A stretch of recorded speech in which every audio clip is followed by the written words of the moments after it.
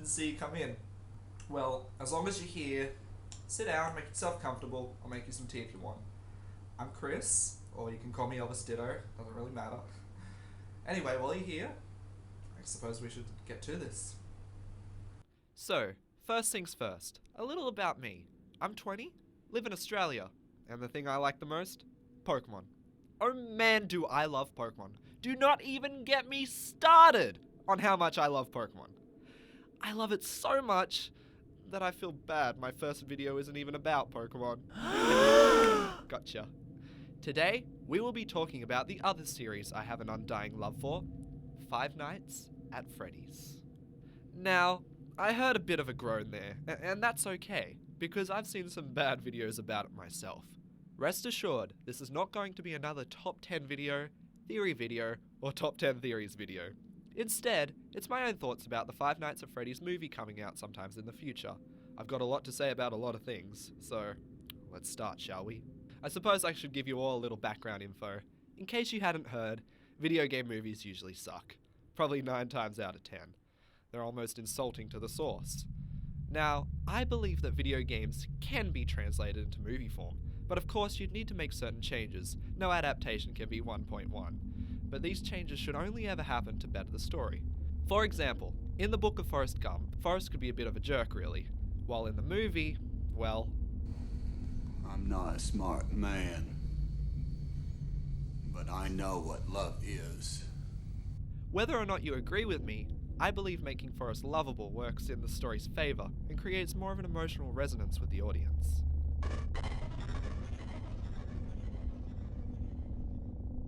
One very important aspect of Five Nights is the fact it uses a handful of still shot images from different angles to create the atmosphere and tension. Now, if there has ever been a video game series that can work as a movie purely from a camera handling standpoint, it's Five Nights. The whole game revolves around looking through security cameras. The possibilities for creative shots are endless. So I got to thinking about how you could incorporate shots from the security camera's perspective and how they could tie into the language of cinema. How could they be used to add to the story? And then it hit me. In the games, the cameras showed the truth. Think about it. During the day, it's a place of joy, and nobody is aware of the secrets and horrors of the establishment. However, after sundown, the truth is revealed to the night security guard, whoever that may be. Even if good things happen during the day, the only quote-unquote entity to see all and every aspect of the location is the cameras. The cameras see the truth. So what if in the movie secrets and hints were dropped through the aspect of the security cameras? If used subtly, it could be very effective, I believe. And just like the game, you would have to watch it multiple times in order to get the full experience. Of course, it wouldn't be purely from the security camera's point of view. That wouldn't work at all. But it's just so iconic and full of potential, I feel like it has to be incorporated in some way.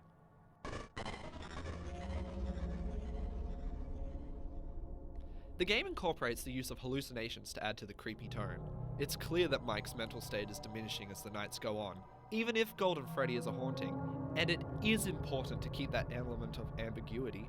I'll talk about that later, but that aside, how many fun things could you do with the idea of showing Mike's mental state?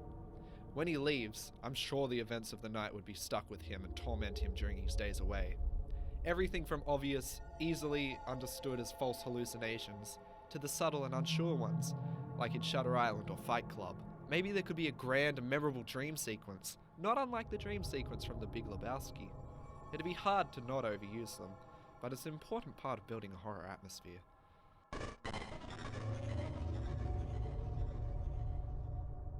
Now, these guys used to scare me.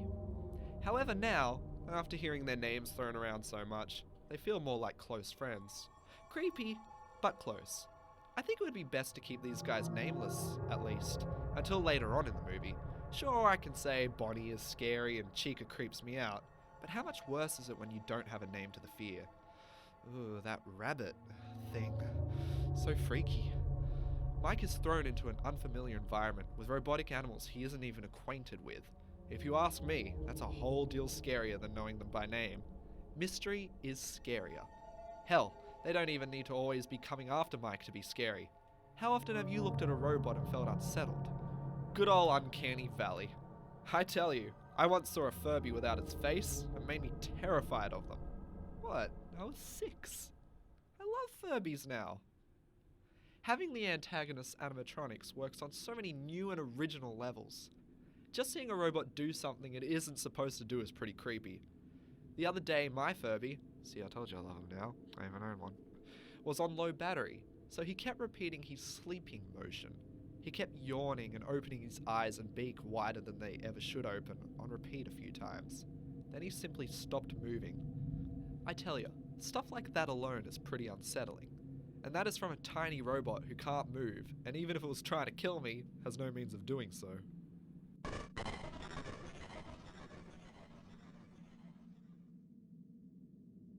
Let's make this clear, as it is very important. Don't explain everything.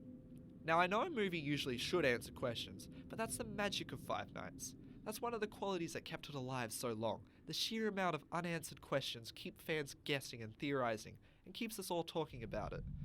Well, I don't mean everything exactly. It would be nice to have a few things answered in the movie. So I guess what I'm saying is, for every mystery you reveal the answers to, give us even more questions that aren't answered. Say you explain Mike's backstory. Say you show us the interview and how he got the job. Don't reveal anything unnecessary. We don't need to know Mike's mother's name. We don't need to know exactly what state it takes place in. Heck, we don't even need to know if he has close friends still or not. Only focus on things that enhance the story. Every single scene, every single story beat should serve to move the story forward. And everything that is not revealed should push the viewer's mind to new, interesting places, making their own theories, just like the games make us do now. This moves me on to Golden Freddy. What exactly is Golden Freddy? Or even the bear endoskeleton from the second game? Are they real? Are they hauntings? Are they just hallucinations as well? I believe it is very important to not confirm this question. Like I said before, mystery is scarier. Not knowing an answer makes things just that little bit creepier. What's more important in a horror movie? Satisfaction? Or being unsettled?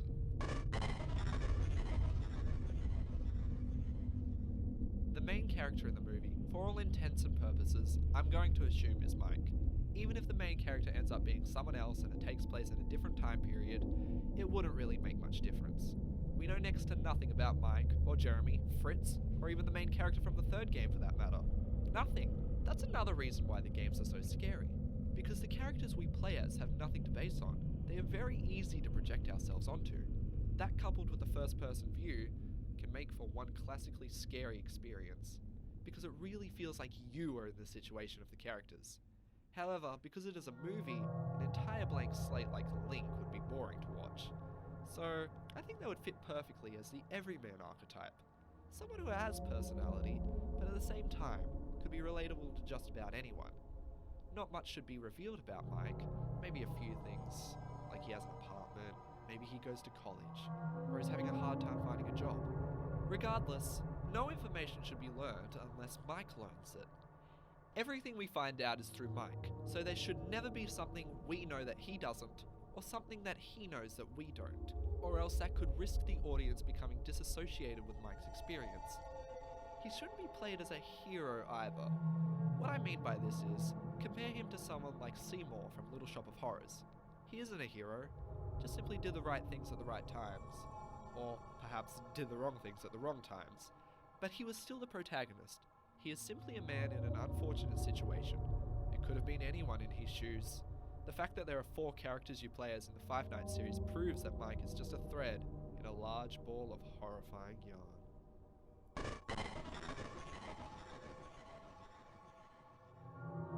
Now, we've all probably seen a couple of movies that were derived from games. Whether bad or kind of alright, I guess. I mean, of course, they need to be different from the games themselves, because they're fundamentally different mediums. But I've noticed there are a few particular story and meta changes that just don't serve to enhance the experience as a whole. I'm a little worried that the Five Nights movie might suffer from at least one of these problems. Changing characters' personalities, removing important elements, adding elements that don't add to or hinder the feel of the game, trying to make the movie feel more like a popular trend than the game itself, making the movie completely unrelated to the game,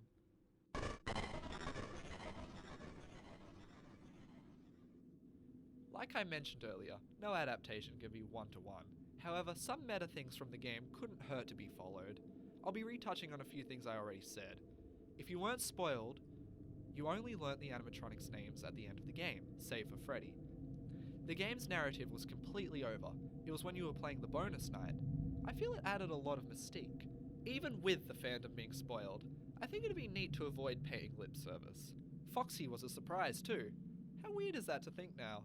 But he was, and keeping him out of the spotlight feels kinda right. Now, I've seen a lot of people say a movie all about sitting in a single room checking cameras would be boring. Well, they're dead right. That's why you do something creative with the setup. Surely the stress would affect the mental state of Mike during his time off work, and each progressing night would get more and more intense. Sure, he doesn't want to leave his station because it's the safest place in the dang building, but what if he needed to leave his station? Here's where it starts to be okay to bend the rules. Sure, in the game you never leave, but in the game, 6 hours fly by in minutes, so it wouldn't be that much of a stretch to think that the night is filled with other things as well. Maybe before he learns about the robots, Mike takes a wander through the building. It's a pretty boring job after all. Maybe after he learns of the danger he unknowingly put himself in, he needs to use the bathroom. Maybe he tries to escape, only to run into one of the animatronics, narrowly escaping death. I don't think this should quite get to the point of chase sequences or things like that, but as a movie there needs to be a little bit of spice, don't you think?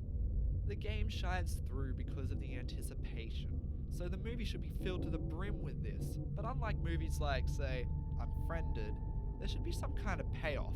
Now, because in the game, the jump scares mean game over and death, they shouldn't be overused. The third game suffers a bit because the jump scares didn't mean death, so it became more of an unpleasant, tedious experience compared to the tenseness of the first games. But regarding death, I'm really not sure if Mike should actually shamble off this mortal coil. After all, he does get fired in the end, and that's, well, pretty unpleasant. The whole jump scare mechanic doesn't quite work so well in a movie format, because it's much cheaper without player input, but we as an audience still need to be thrilled and conclude the build-up and tension release that all good horror has. No cat scares, nothing cheap. The scares still need to fit and feel like they're coming. This might sound kind of obvious, yeah, but some movies are still cruddy jump scare fests. Five Nights works because you do have some control over these scares. A movie needs to manipulate the audience in the same way.